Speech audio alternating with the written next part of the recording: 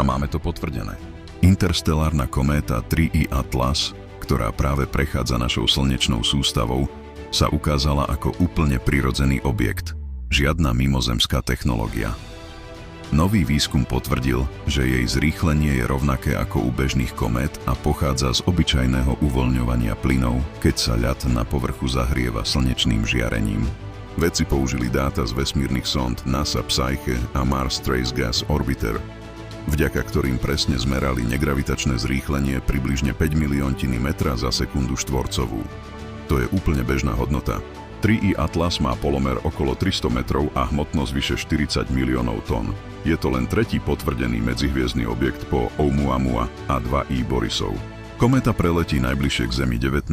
decembra vo vzdialenosti 270 miliónov kilometrov, teda žiadne nebezpečenstvo. Momentálne sa pekne rozjasňuje, má výrazný zelený odtieň a ešte pár mesiacov ju bude možné pozorovať ďalekohľadmi, než navždy opustí našu slnečnú sústavu.